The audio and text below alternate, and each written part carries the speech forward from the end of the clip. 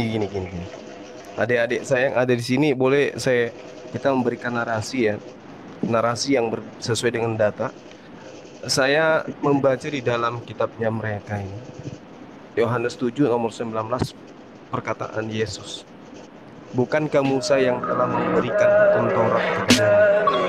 Tell me pretty lies, look me in the face. Tell me that you love me, even if it's fake. 'Cause I don't fucking care. Gini. Adik-adik saya yang ada di sini, boleh kita memberikan narasi ya, narasi yang sesuai dengan data. Saya membaca di dalam kitabnya mereka ini, Yohanes 7 nomor 19, perkataan Yesus. Bukankah Musa yang telah memberikan hukum Taurat kepadamu? Bukankah Musa yang telah memberikan hukum Taurat kepadamu? Namun tidak seorang pun di antara kamu yang melakukan hukum Taurat itu. Mengapa kamu berusaha membunuh aku? Nah, ini Yesus bertanya ini. Mengapa kamu berusaha membunuh aku? Nah, kalau memang kematian Yesus itu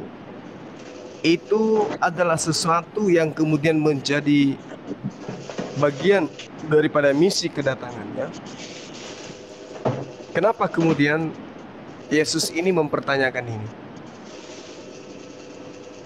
Bukankah Musa yang telah memberikan hukum Taurat kepadamu? Namun tidak seorang pun di antara kamu yang melakukan hukum Taurat itu. Mengapa kamu berusaha membunuh aku? Ini ada tanda tanya besar di sini. Karena ending daripada pengajaran bahwa Yesus itu datang menebus manusia dengan cara dibunuh, itu muaranya justru tidak berasal dari Yesus itu sendiri. Mengapa kamu berusaha membunuh aku? Harusnya berusahalah membunuh aku, agar supaya dosa-dosamu yang tidak melakukan hukum Taurat itu bisa ditebus oleh darah, kan gitu. Tapi malah dikatakan bahwa orang yang banyak ini yang tidak mengenal hukum Taurat, terkutuklah mereka. Malah dikatakan di dalam Matius 5 nomor 19, barang siapa yang meniadakan dari hukum Taurat meskipun yang paling terkecil, lalu mengajarkan kepada orang lain, maka dia akan menempati tempat terendah di kerajaan langit. Lalu dikatakan juga oleh beliau, lebih mudah langit dan bumi lenyap daripada setitik dari hukum Taurat itu batal. Tapi kok tiba-tiba begitu dia terangkat ke langit, narasi akan pembunuhan dirinya yang tadinya justru beliau berdoa untuk diselamatkan dari maut, ini kok berubah menjadi kematiannya itu adalah satu-satunya jalan untuk mendamaikan manusia dengan Tuhan, dengan darahnya dia. Menurut adik-adik yang di sini, sahabat-sahabat saya, itu nyambung tidak itu ya dengan pengakuan Yesus, mengapa kamu berusaha membunuh aku, dengan doktrin dan dogma yang diajarkan oleh gereja hari ini bahwa kematiannya untuk nebus dosa? Silakan. Iya, begini Senpai, itu sangat-sangat masuk akal ya, bahwa ada banyak juga kalau dihitung-hitung narasi Yesus yang dia sepertinya ya membahasakan bahwa perbuatan itu tidak baik gitu ya, membunuhnya, berusaha untuk membunuhnya. Bahkan begini Sensei, coba diamati Sensei ya. Ketika Judas berusaha untuk menciumnya, padahal di situ dia sengaja berkhianat untuk menyerahkan Yesus, seharusnya Judas itu dia muliakan. Kenapa? Karena dia memang berusaha untuk menggenapi nubuatan itu seharusnya. Jadi kenapa malah Judas itu dianggap bersalah? Dianggap Yesus bersalah dalam hal ini, kan begitu? Apakah kau ingin menyerahkanku dengan apalah itu ciuman-ciuman itu? Lalu kemudian tentang kisah seorang laki-laki yang tertarik kain lenannya itu terindikasi pelarian Yesus dan lain sebagainya. Iya, seolah-olah memang kalau dipikir-pikir ya, itu seperti tidak didukung oleh Yesus. Yesus ingin justru menggenapi nubuatan itu. Dia menggenapi nubuatan itu karena terpaksa, karena sudah keciduk, ketangkep, dan lain sebagainya gitu. Tapi kalau dari narasinya sendiri, dia ketakutan, dia lari, dia bertanya, kenapa engkau, lantas kenapa engkau mau membunuhku? Jadi memang saya curiga bahwa jangan-jangan nubuatannya yang salah satu, yang kedua jangan-jangan orang yang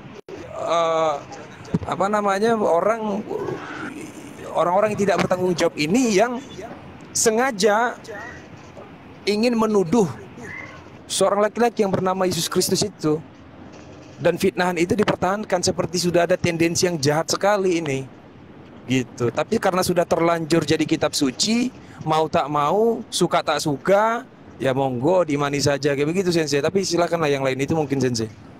Menurut saya pribadi. Masya Allah. Silakan sahabat yang lain, silakan. Itu kalau kita lihat Selamat videonya, siang, ini Pak Yesus itu Bobo Mas. pernikahan. Ini bukan ya? Siang. Pak Solata, Bapak Solata silakan bersuara. Ini dibuka. Turun orangnya, dia turun dia.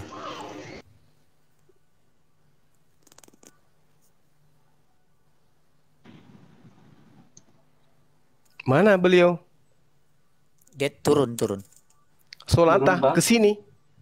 Salah komal itu. Mabuk mungkin. Lah saya itu ibarat malaikat maut. Mau jadi tebusan dosa juga, menjadi penebus dosa. Belum ngomong udah kabur duluan. Ku kasih duit kalau dia itu. Saya izin menambahkan ya Bang ya. Iya, silakan. Silakan, Dek. Iya. Iya. Jadi ketika itu kan ketika Yesus datang ya, dalam masa-masa Yesus itu, ketika itu dia mengkritisi orang-orang Faris maupun Saduk. Terus orang-orang Faris Saduk ini kan mengadu kepada Sanhedrin. Lalu Sanhedrin mengadukan kepada Pontius Pilatus, yang menurut Sanhedrin orang itu jangan meneliti kamu. Ya, betul. Naik sini Pak Bom. Ya lanjut Tinda, lanjut. Sambil host konsentrasi naikkan dia kalau memang betul dia. Saya kasih uang 10 juta kalau dia berani naik ke sini. Mantap. Ayo naik Pak Bom. Iya, jadi ketika Pontius Pilatus itu merasa ada keresahan di dalam tubuh Sanhedrin atau ulama-ulamanya ini, dalam Yahudian ini, dia merasa ada keresahan, takut terhadap adanya gerakan anarkisme dalam tubuh rakyatnya, makanya dia menyerahkan, ya udah terserah Sanhedrin aja maunya seperti apa gitu kan, Pontius Pilatus. Nah, menurut Yahudi di sana itu mereka bilang salibkan dia. Nah, sampai sejauh ini juga narasi ini juga masih saya heran dan saya bingung, karena di dalam hukum halakahnya Yahudi itu tidak pernah saya temukan bahwa hukuman terhadap seseorang itu adalah sebuah penyaliban di dalam halakahnya orang Yahudi.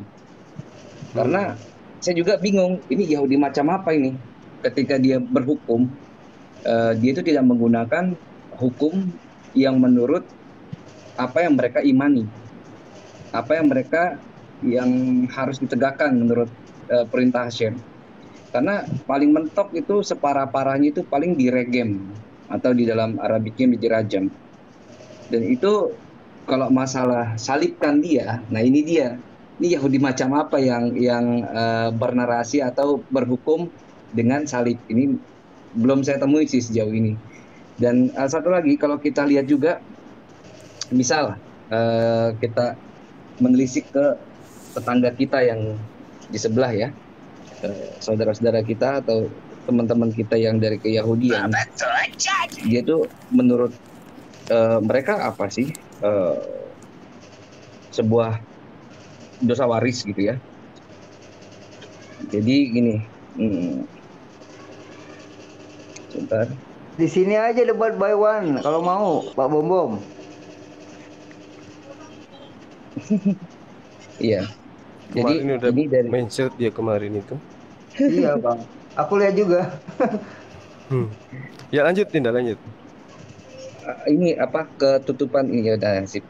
Jadi ini ada jadi sorry ini ada outreach Judaism. Outreach Judaism ini pengasuhnya nanti yang kita kenal lah semuanya, salah satu morenya Billy Yahudi, namanya nanti Tovia Singer. Does Judaism believe in original sin? Nah, apakah Judaism itu percaya kepada dosa asal atau dosa waris? Nah, di sini lihat ya, nama ini sebuah pertanyaan kepada Rabbi Singer. Rabbi Singer ini Rabbi Tovia Singer. Nah, does the Jewish faith have a teaching comparable to that of original sin in the Christian tradition? By this I mean the teaching of that woman bla bla bla sampai lanjut bawah, kita lihat jawabannya biar cepet. Jadi menurut kepercayaan Yahudi, the term original sin, jadi terminologi dosa waris ini is unknown to the Jewish scripture. Jadi istilah original sin dosa waris ini memang tidak diketahui dalam literasi atau kitab sucinya Yahudi. And the church teaching on this doctrine are antithetical to the core principle of the Torah and its prophet. Jadi semuanya ini mengenai dosa-dosa waris, dosa asal itu berdasarkan apa? Sekali lagi pengajaran gereja. Jadi Yahudi tidak mengenal apa itu dosa waris, Muslim tidak mengenal apa itu dosa waris. Lalu kalian ini siapa? Menisbatkan diri kepada Abrahamaik ini, kalian itu siapa? Itu kurang lebih abangku semua. Apaan kalau salah? Lanjut. Paulus in the gang. Judulnya Paulus in the gang. Tambahin dikit. Nah, coba tambahin dikit ya. Tes. Kedengeran tak ya? Ya, kedengaran, Ya. kedengaran Bang. Oke. Pak Jadi- Bom udah saya jambak ya host, jangan fitnah dia ntar di bawah nggak mau berani naikin katanya. Jadi Jambak gini, 3 kali nggak mau. yang kita ketahui bersama bahwa sumber kitab Oten itu, Biblos itu sumbernya adalah mereka mengambil dari kitab Taurat, tanda petik kitabnya Yahudi ya. Nah, tentu saja mereka mengambil yang memberikan kredit keuntungan bagi mereka, artinya yang mereka suka mereka ambil, yang enggak ya enggak gitu. Karena ini kan doktrinnya doktrin Paulus. Tapi kalau kita rujuk lagi ke belakang, ya Taurat sendiri sebenarnya kan itu bukan Tauratnya yang Allah turunkan kepada Musa, bukan. Kita lihat di sejarah bahwa Nabi Musa itu dulu pulang dari Bukit Tursina, dia kembali ke kaumnya itu nyembah sapi. Ketika itu dia membawa 10 alwah gitu atau loh batu itu yang dipancarkan nur yang menuliskan perintah-perintah Allah itu, Torah itu waktu dia marah kan dia banting itu pecah. Dia banting pecah dan kaumnya itu dihukum Allah tersesat di situ selama 40 tahun. Ya, di situ selesai itu ceritanya kan nggak berhasil masuk ke Palestina gitu. Nah, jadi bagaimana kemudian? Nah, karena Palestina ini memang dulu pusat peradaban bangsa-bangsa, di situ ada tempatnya para nabi, maka tokoh-tokoh agama dunia itu mencari ke sana, ya, ingin masuk ke sana seperti Mekah sekarang lah. Nah, sekitar 600-700 tahun setelah Musa, baru mereka tulis kembali itu alul kitab ini. Orang yang mendapat hidayah untuk menjadi alul kitab ini, mereka menulis ulang Taurat itu, dan itu yang mereka pegang sekarang menjadi Taurat itu. Nah, ini doktrinnya sudah tidak asli seperti apa doktrin yang dibawa oleh Allah perintahkan kepada Musa, itu tidak sama persis, karena itu adalah reka ulang, tulis ulang begitu. Dan Musa kan dulu cuma 10 itu 10 alwah.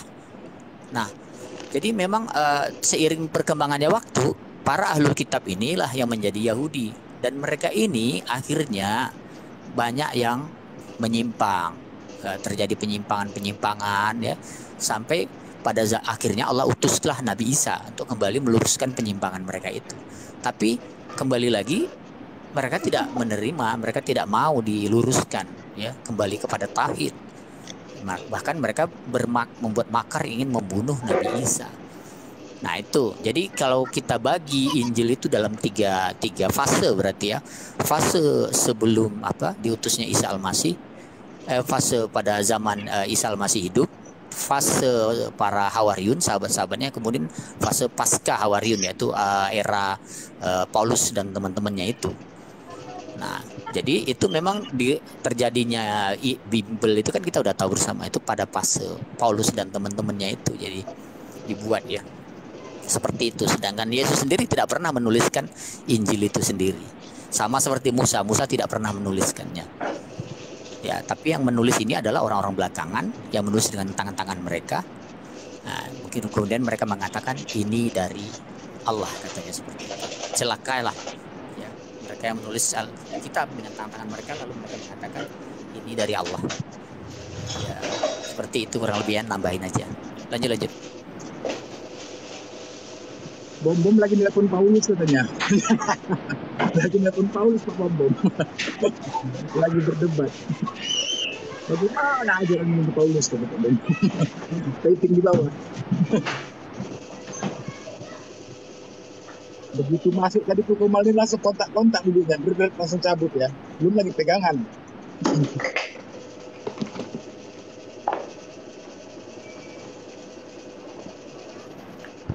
Oke, baik, saya tambahkan sedikit ya teman-teman. Jadi yang perlu disikapi di sini oleh kita ya, umat Islam khususnya, apa yang kemudian diterangkan oleh Al-Qur'anul Karim dalam surah Al-Baqarah itu di ayat 91. Ini adalah berita yang dikabarkan oleh Allah Subhanahu wa taala kepada kita dari sejak 1400 tahun silam, bahwa rupa-rupanya memang Bani Israel itu adalah bangsa yang kemudian gemar membunuh nabi-nabi Allah. Iya, betul.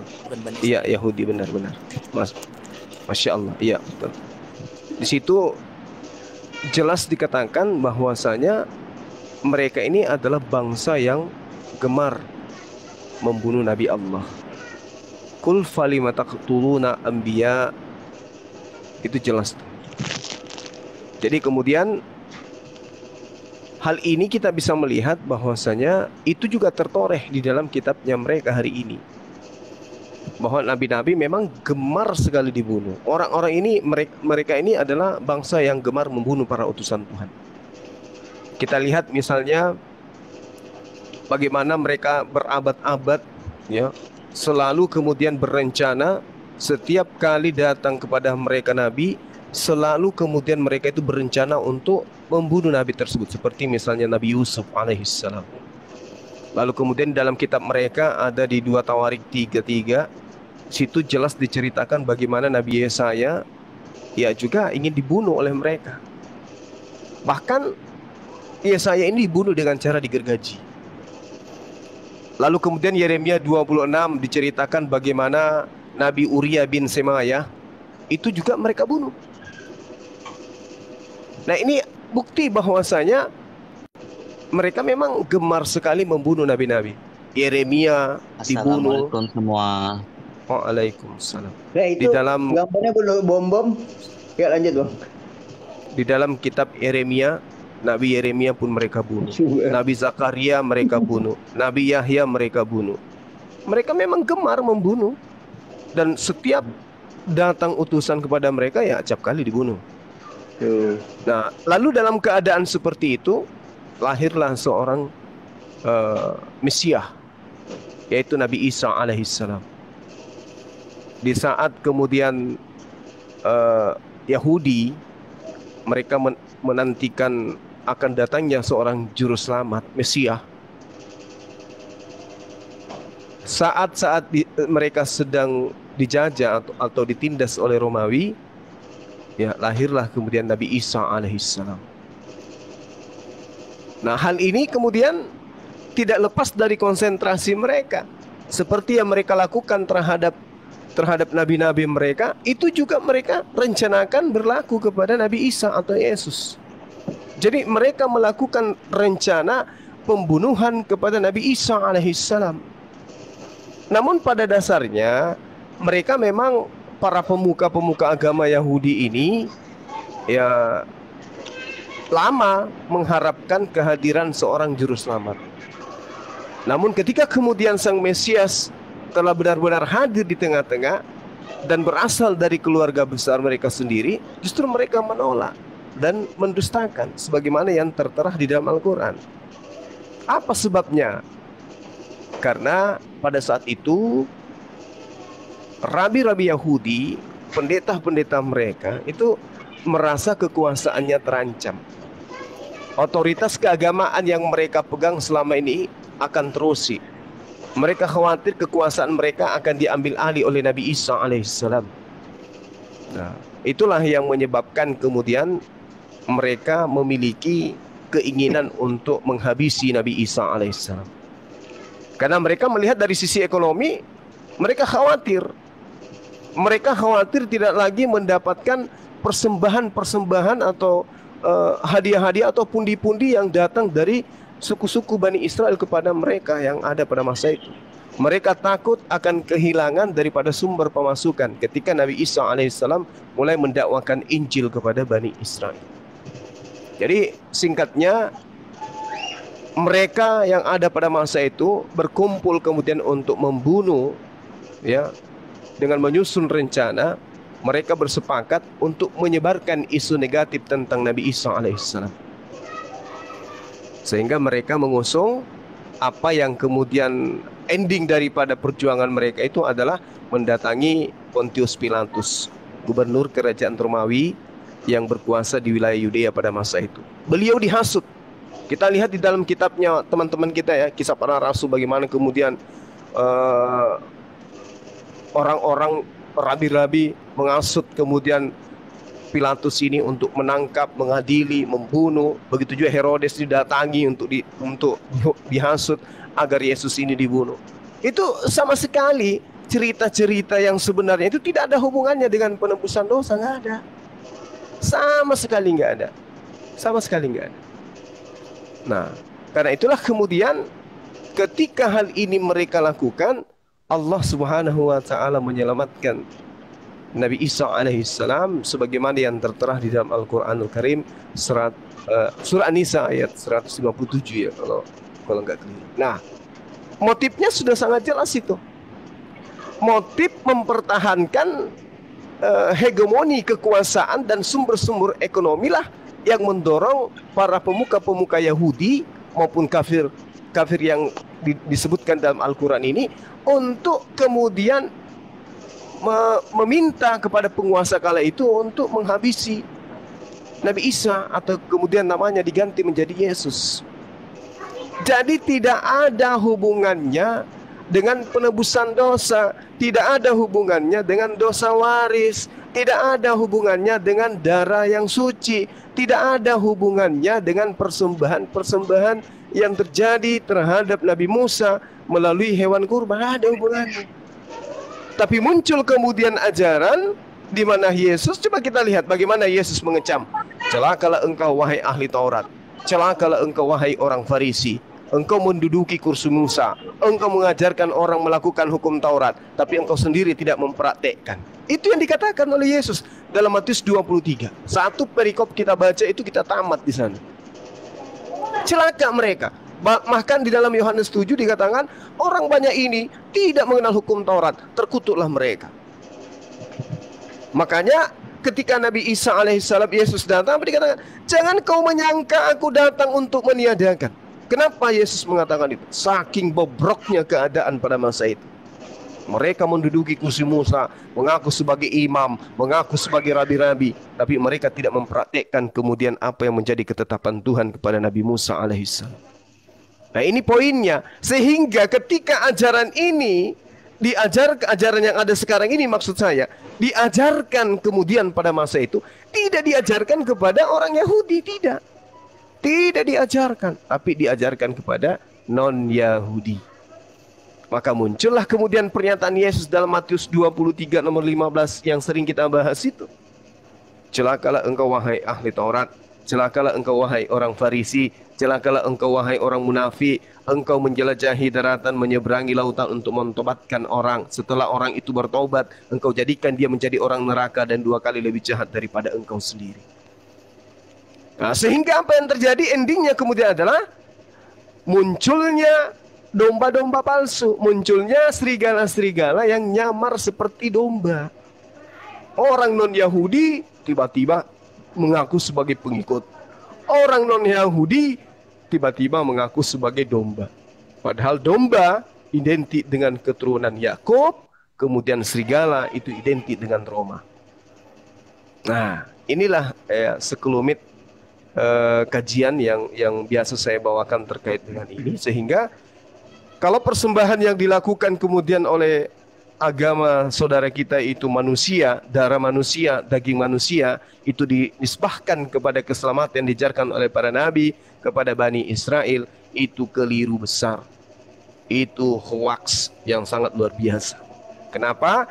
Karena tidak akan pernah bisa kita temukan kecuali direvisi Tuhan pencipta dan bumi menebus dosa manusia dengan memerintahkan membunuh anak manusia.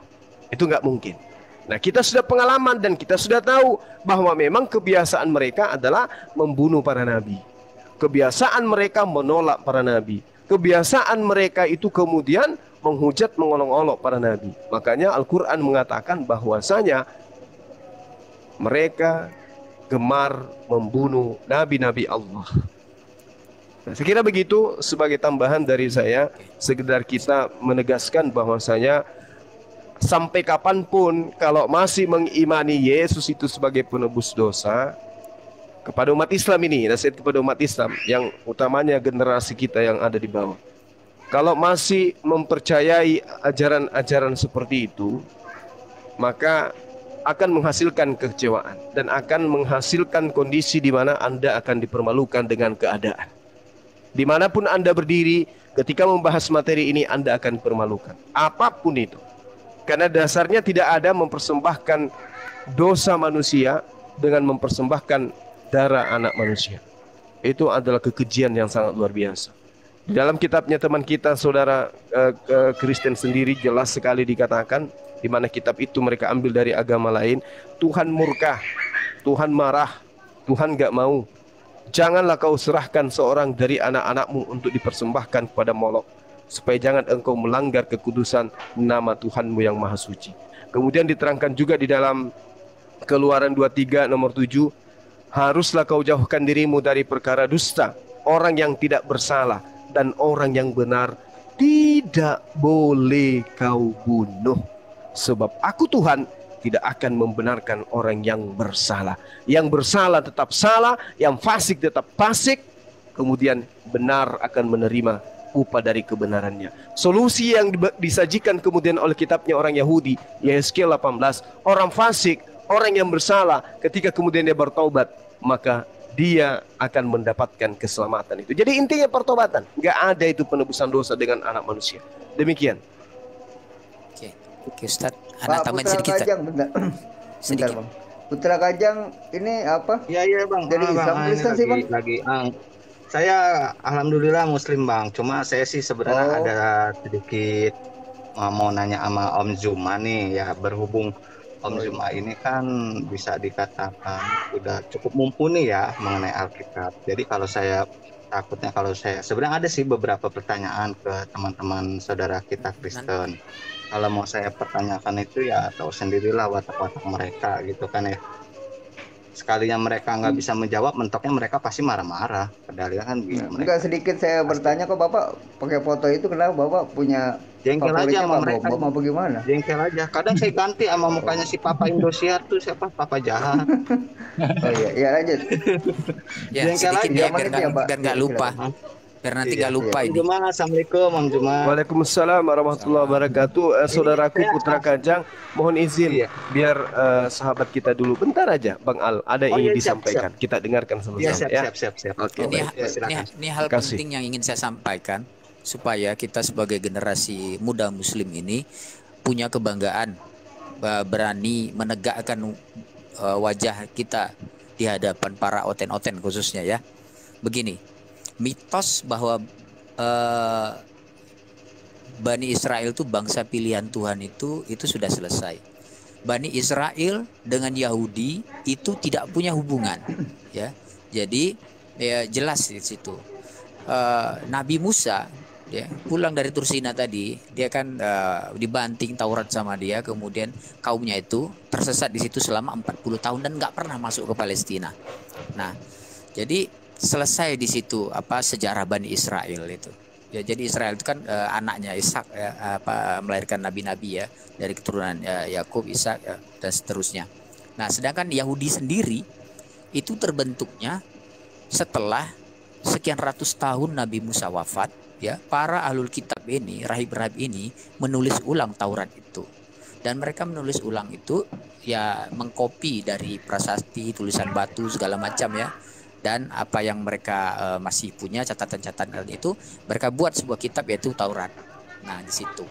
Jadi ajaran yang sama sekali tidak seperti apa yang Allah turunkan kepada Musa, itu yang harus kita catat. Jadi ahlul kitab mereka ini disebut. Pada awalnya masih lurus gitu, tapi lama kelamaan mereka menyimpang dan membuat ketika diutus para nabi, mereka senantiasa membuat makar seperti dijelaskan oleh Bang Zuma tadi.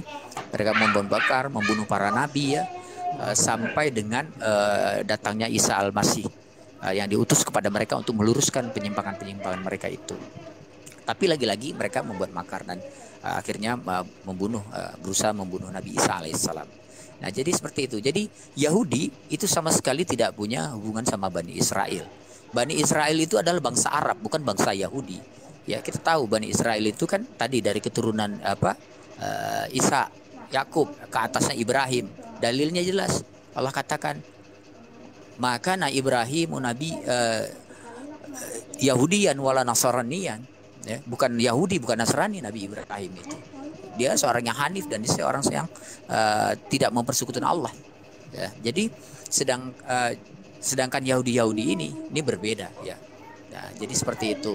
Jadi mereka jauh setelah Musa baru membuat kitab itu. Jadi mereka bukanlah bangsa pilihan ya. Yang bangsa pilihan itu adalah bangsa keturunan Nabi Ibrahim ya, para nabi-nabi itu, Bani Israel itu. Nah, ini ya. Jadi mitos itu sekali lagi kita mantap gitu memahaminya bahwa Yahudi ini adalah orang-orang yang membuat makar kepada para nabi ya, khususnya kepada Nabi Isa alaihissalam, di mana mereka sebelumnya telah menuliskan Taurat dengan tangan mereka, kemudian mereka menulis Injil kembali dengan tangan-tangan mereka juga, yaitu si Paulus itu kan Yahudi itu. Nah, inilah yang disebut dengan Yahudi, dan Yahudi ini adalah bangsa kontemporer belakangan hadirnya. Ya, sedangkan Bani Israel itu jauh sebelum mereka ya. Mereka hanya mengklaim-klaim saja ya. Jadi sekali lagi Bani Israel itu adalah lebih bangsa Arab sebenarnya, bukan sama dengan Yahudi lanatullah ini. Ya, mungkin itu ya tambahan Ustaz. Syukran jazakallah. Lanjut. Ya, bentar Masya Bang Allah, Nul luar dari biasa. Islam apa Kristen Bang Nul? Kristen Bang. Oh iya, siap. Bentar ya, Bang Putra dulu, dia kasih waktu 3 menit. Silakan Bang Putra. Kebetulan ada teman Kristen naik, nggak apa-apa, mungkin dia mau bertanya ke Kang Zuma. Ntar saya agak gampang saya. Oh ya, Bang ditukar dulu aja kalau gitu. Ya. Tadi Silakan, ada yang Bang ingin Nul. disampaikan, Bang Oh iya, mau Putra. sampaikan sekalian gitu loh maksudnya. Ada sih sebenarnya kalau di teman-teman Kristen itu mengenai menebus dosa juga ya. Yesus itu dia bisa menebus nggak sih kalau untuk bayi gitu Bang ya, bayi yang warisan dosa gitu, untuk bayi-bayi kecil atau janin gitu yang baru lahir atau yang belum dewasa gitu. Itu kalau di kitabnya mereka termasuk nggak itu ya? Dapat warisan juga nggak gitu ya? Iya, sebenarnya kalimat ini sebenarnya ya ndak ini penghinaan sebenarnya. Kematian sosok nabi kemudian untuk nebus dosa.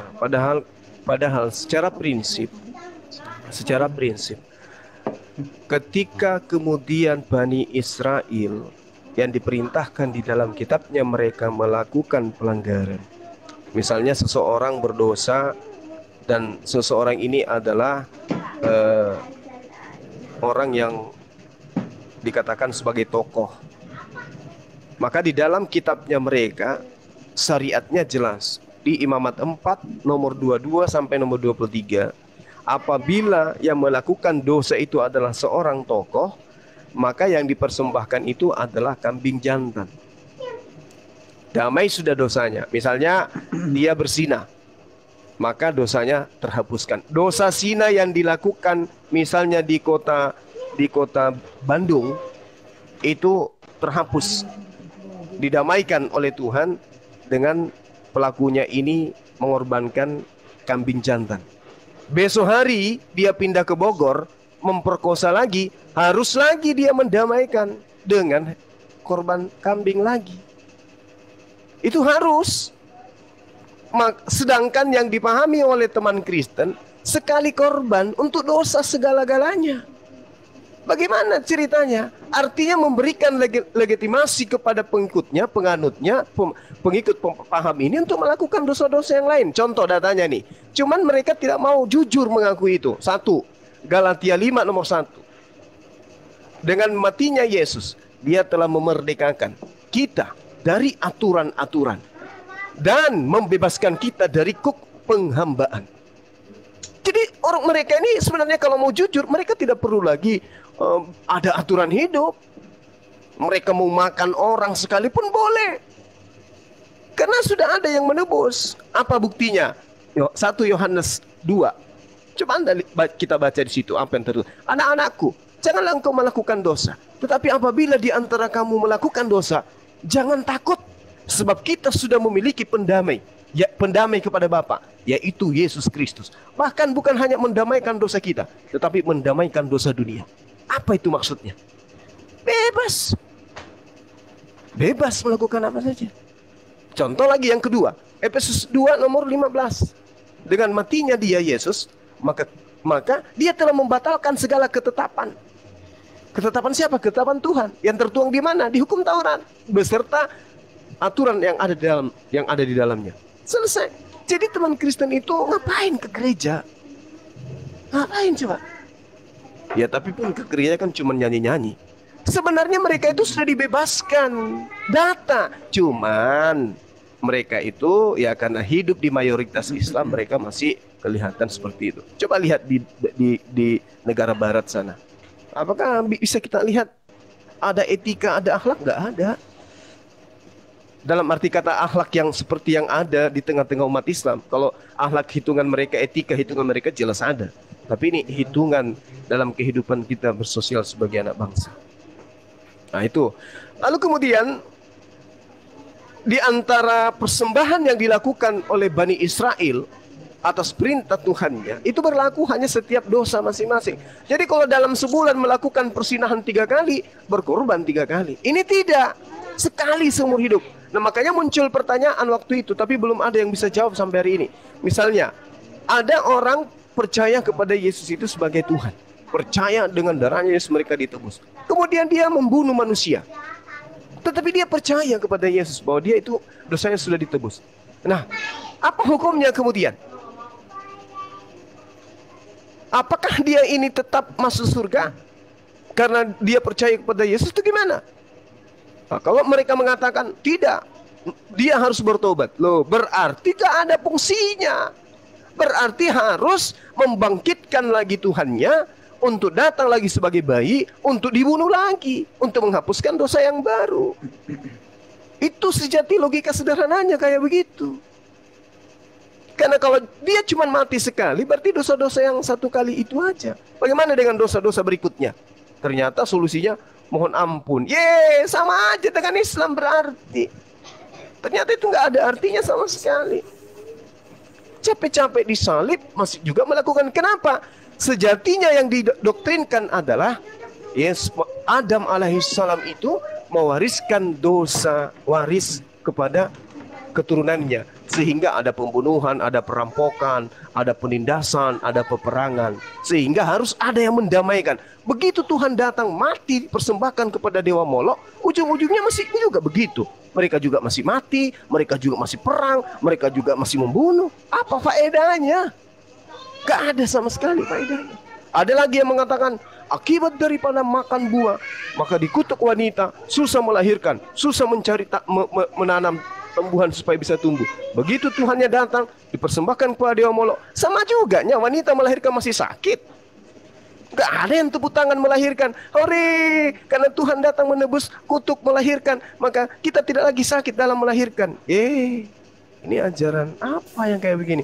Jadi susah bagi orang yang waras untuk kemudian percaya hal-hal seperti ini. Kecuali akal dikebiri demi untuk melepaskan ikatan jasmani biologis kita dari aturan-aturan Tuhan.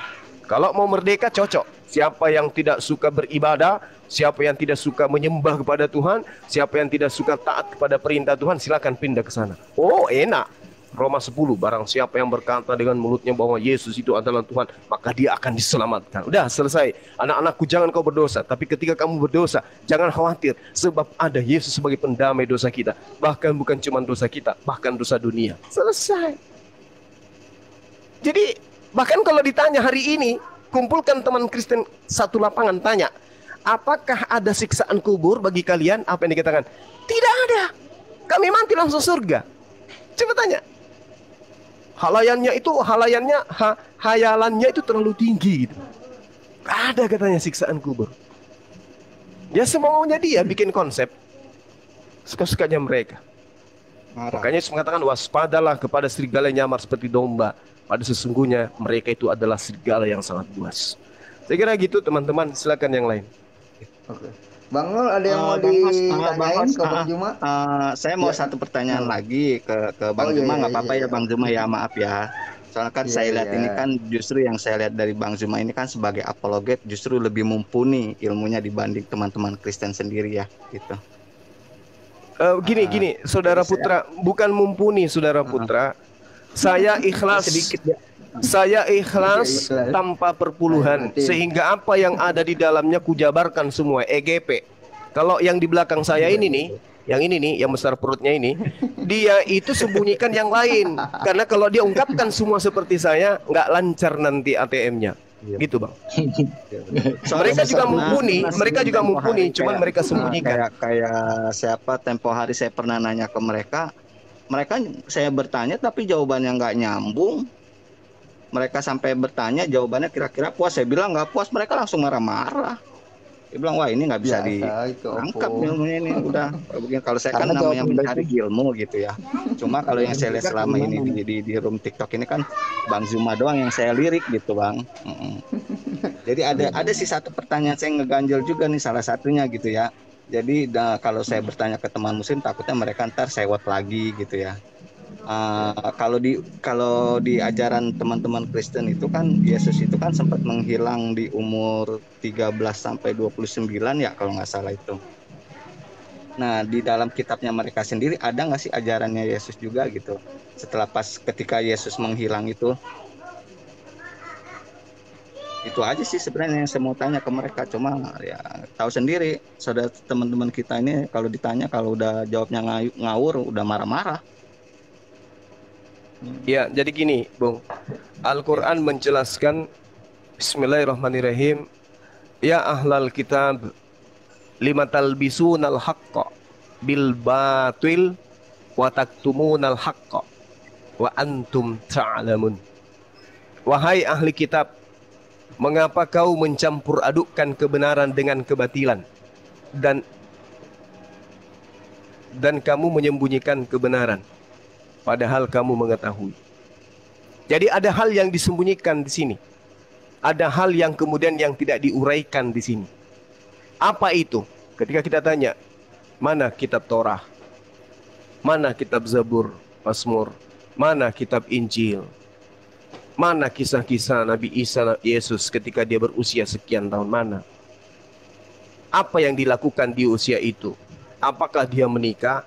Apakah dia berdagang dan seterusnya? Disembunyikan. Padahal kamu mengetahui, kata Allah, wa antum ta'lamun. Jadi kita umat Islam itu tidak heran kalau ada hal yang kemudian menjadi yang sangat prinsip, ya, yang tidak kita temukan lagi. Karena hal-hal seperti itu kemudian dihilangkan atau disembunyikan. Tapi benar apa yang dikatakan oleh saudara kita tadi, Bang Al, bahwasanya Ya, ada diceritakan di Injil Barnabas, Injil Thomas, Injil Maria dan seterusnya. Bagaimana Yesus itu diceritakan berumah tangga, punya istri, punya anak dan seterusnya. Lalu mereka mengatakan, oh itu kitab apokrifa, itu adalah kitab-kitab palsu. Padahal itu bukan palsu, itu adalah yang disembunyikan. Nah, kalau dikatakan itu palsu, apa dasar pijakannya? Mengatakan ini palsu, ini yang asli. Apa yang menjadi unsur penilai di situ? Sedangkan kalau misalnya Injil Filipus diterangkan dalam Kisah Para Rasul, di Kisah Para Rasul 8, bagaimana kemudian dia mengatakan ketika dia dipanggil oleh Yesus di dalam Yohanes 1, Filipus ikutlah dengan aku. Artinya Yesus dengan terang sekali pernah memanggil oknum yang bernama Filipus ini. Filipus ikutlah denganku. Lalu di Kisah Para Rasul cerita tentang utusan-utusan. Filipus diceritakan di sana, Filipus memberitakan Injil Yesus. Nah, pertanyaannya, Injil Yesus yang diberitakan Filipus itu mana? Ternyata Injil Filipus itu ditolak. Sedangkan Filipus 4:9 jelas mengatakan Yesus itu menikah. Dia punya istri. Ini yang ditolak, ini yang mereka tolak, ini yang mereka sembunyikan. Dan itu sudah sangat jelas. Sedangkan tidak ada seruan Yesus, Lukas ikutlah denganku, Paulus ikutlah denganku, siapa lagi, Markus ikutlah denganku. Enggak ada. Yang ada adalah Filipus. Harusnya Filipus ini yang menjadi tokoh utama memberitakan tentang Injil Yesus. Ternyata tidak digunakan. Kenapa tidak digunakan? Karena di dalamnya memberitakan berita-berita yang tidak berkesesuaian dengan ajaran Romawi dan Yunani. Saya kira begitu, saudara saya. Terima kasih. Silakan yang lain ditambah. Ya, terima kasih. Terima kasih Bang Juma atas jawaban. Ini saya nangkep ini penjelasannya simpel. Untuk semua Bang, saudara-saudaraku, Bang Ho, saya izin pamit dulu. Ini kebetulan masih ada kerjaan juga sih. Mungkin Bang Ho mau Bang nambahin Juma, lagi, terima Bang. kasih Bang Juma atas penjelasannya. Sama-sama, saudara. Iya, silakan. Bentar. Ya kebetulan saya juga kebetulan sama dari Makassar juga. Iya. Masya Allah. Ya, assalamualaikum semua. Ya, saya dari Kajang, Bulukumba. Iya. Assalamualaikum. Waalaikumsalam warahmatullahi wabarakatuh. Iya. Benar seperti kata Bang Zuma tadi, saya tambahin dikit ya. Kalau berdasarkan Injil-Injil yang seperti Barnabas atau Filipus yang lainnya, Yesus memang menikah. Ya, Yesus itu menikah. Kalau kita lihat dalam lukisan The Last Supper itu kan ada satu perempuan itu Maria Magdalena ya. Dan waktu di Taman Getsemani setelah Yesus itu dikubur di sana itu kan Maria Magdalena itu datang mencari Yesus di situ untuk mengurap, atau mungkin apa istilahnya ya, ngurut lah atau apa ya istilahnya gitu. Karena itu tidak ada tradisi orang Yahudi mengurap orang mati, nggak ada. Tradisi Nasrani juga nggak ada ya. Dan yang boleh bersentuhan bukan mahram itu tentu saja itu haruslah seorang suami istri. Dan ajaran Taurat juga begitu ya, orang-orang Yahudi juga tahu itu. Nah, jadi fakta ini yang sebenarnya mereka udah tahu, tapi mereka membalikkan muka mereka dari fakta-fakta itu gitu. Ya, mungkin gitu ya. Jadi jelas itu sebenarnya bahwa kehilangan Yesus itu salah satunya dia kemungkinan besar dia pasti menikah ya, apalagi dia seorang rabi Yahudi. Rabi Yahudi itu kalau tidak menikah tidak bisa menjadi rabi ya, itu salah satu persyaratan. Ya mungkin begitu. Silakan lanjut, mungkin Bang Moto tuh bisa nambahin tuh.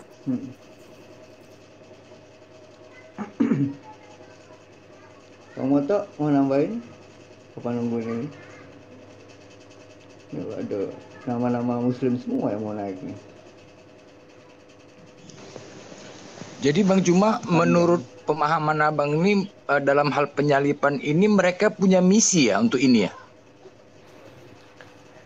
Iya, jadi jelas sekali yang saya sampaikan itu tadi misinya, karena memang orang Yahudi ini gemar sekali membunuh para nabi. Gemar sekali membunuh para nabi. Coba kalau kita lihat di dalam Lukas dan juga Markus, apa kira-kira misinya kok bisa sampai capek-capek melapor ke Pilatus dan Herodes? Apa tujuannya? Kesalahan Yesus itu apa? Kesalahannya Yesus apa sampai dia harus sampai disidang, dihakimi? Itu apa kesalahannya beliau kira-kira? Nggak ada kan? Oh, dia menghujat Allah. Dari mana? Di mana Yesus menghujat Allah di dalam kitab mereka? Oh, ada diterangkan di sana Bang Suma. Nggak ada. Di dalam Yohanes 10 jelas sekali Yesus telah klarifikasi ketika dituduh oleh mereka bahwasanya engkau menghujat Allah karena engkau manusia tapi engkau menyamakan dirimu dengan Allah. Apa yang dikatakan oleh Yesus klarifikasinya di dalam Yohanes 10 itu? Di data nomor 34, 35 atau 36. Hai, bukankah di dalam kitab Tauratmu tertulis bahwa siapapun yang diserahi tugas untuk menyampaikan firman, maka dia disebut anak Allah, maka dia disebut Tuhan. Dan itu wajar. Jadi kalau Yesus kemudian mengaku sebagai Tuhan, mengaku sebagai anak Allah, ya sama seperti Nabi Musa. Ketika dia datang menyampaikan kepada kaumnya, Innani anallah, la ilaha illa ana, sesungguhnya aku ini adalah Allah. Tidak ada Tuhan selain aku. Apakah kemudian Nabi Musa itu adalah Allah? Bukan. Dia hanya menyampaikan firman Allah. Tapi kemudian cerita yang dibangun oleh teman-teman Kristen bahwa memang dia datang sebagai penebus dosa. Padahal Yesus itu ingin dibunuh, dilempari batu dan seterusnya. Hanya sekedar tuduhan bahwa dia menyamakan dirinya dengan Allah. Tetapi yang saya katakan tadi, mereka merasa terusik dengan hadirnya Yesus yang kembali ingin menghidupkan hukum Taurat. Makanya Yesus dalam Matius 23 jelas sekali dikatakan bahwa jangan kau dengarkan orang-orang ahli Taurat ini. Jangan kau dengarkan mereka. Karena mereka mengatakan tentang hukum Taurat, tetapi mereka tidak menjalankan, mereka tidak mempraktekkan. Dengarkan saja, tapi jangan kau ikuti perbuatannya. Sebab mereka hanya mengajarkan Taurat, tetapi mereka kemudian tidak melaksanakan. Seperti itu, saudaraku. Lanjut. Saya isin 5 menit, agak error jaringan saya di sini ya. 5 menit aja, silakan. Iya, makasih Abang. Oke, orangnya mulai turun. Ustaz Al, di Aceh jam berapa sekarang? Anda bukan di Aceh, di Aceh. Ini orang-orang pada takut apa kenapa ya? Naik sebentar kabur, naik sebentar kabur. Heran aku. Rumah aku nih orang ini kali ya, rumah angker apa ya, Ustaz?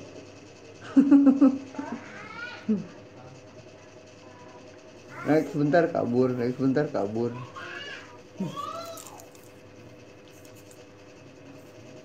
Oh, kebentar, ya ya. Enggak, apa? Yang ini yang tadi baru naik kabur gitu.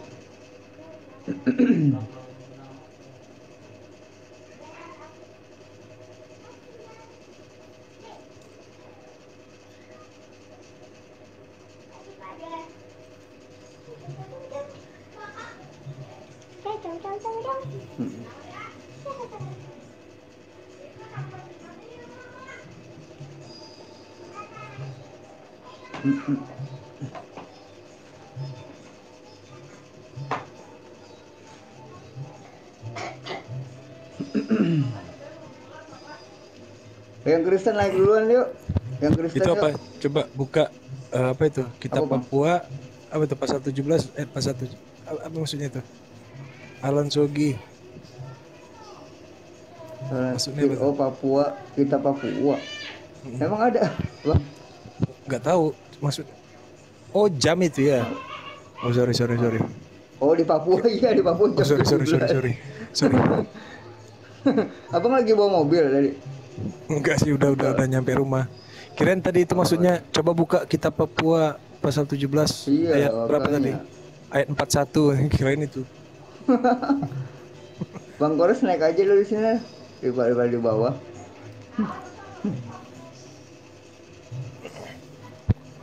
Naiklah Uniripa, naiklah. Sambil nunggu Oten dari tuker. Uniripa udah nggak ada, Bang.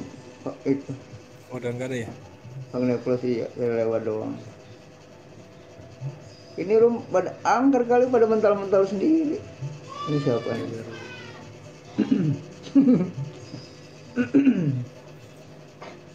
Oh, lagi ketiduran kayaknya. Sri Putra. Yang Kristen dulu yang naik ya. Yang Islamnya ntar. Tapi nggak kelar-kelar. Nah, ini area barbar nih. Naiklah Ten. Udah enggak ada lagi nyali masaan. Enggak seru ah. Selamat sore, Oreo. Waalaikumsalam. Assalamualaikum, Prof. Ya, Bang Lepros, Bang Zuma. Siap, Prof. Bagaimana, Prof? Perintah, Prof. Kapan saya bisa merapat, Prof? Alhamdulillah, bil khair. Alhamdulillah.